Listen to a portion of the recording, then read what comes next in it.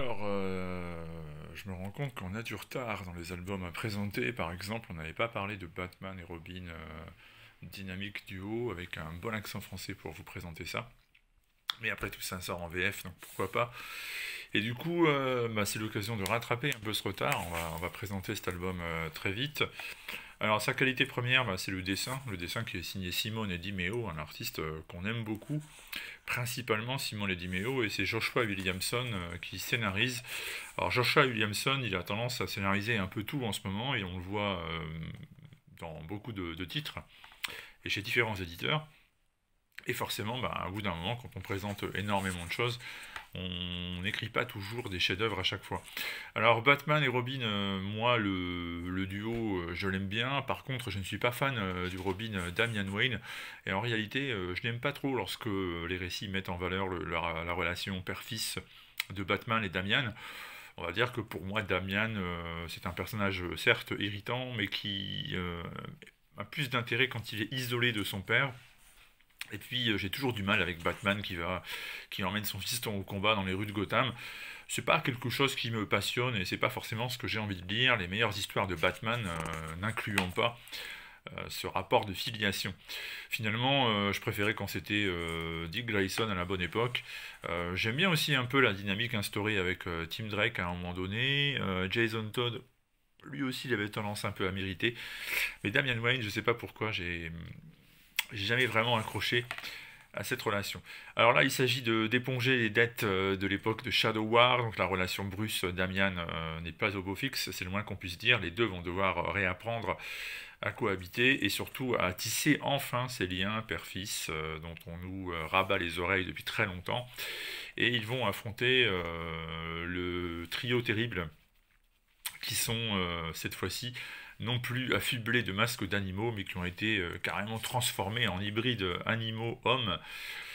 Il faut dire que, bien, dans cette histoire, il y a un spécialiste en séquençage de l'ADN qui a été enlevé, et donc on le comprend très vite, il va y avoir une sombre histoire de manipulation génétique et de transformation en animaux. Vous voyez, à peine je vous dis ça que vous avez droit tout de suite à ce criminel à face de requin.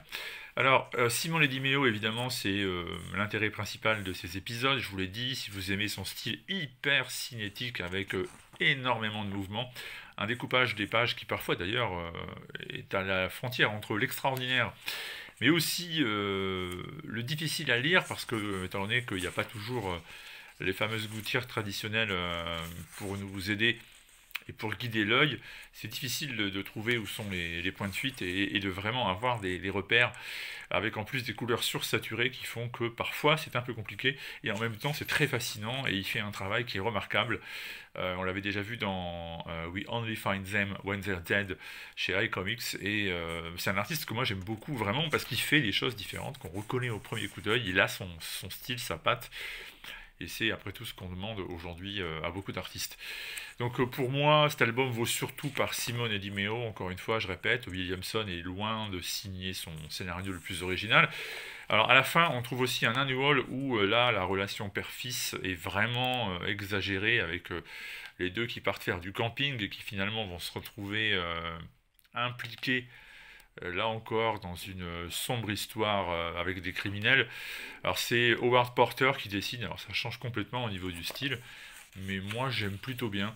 Donc du coup, au moins visuellement, j'ai pris du plaisir à regarder cet annual.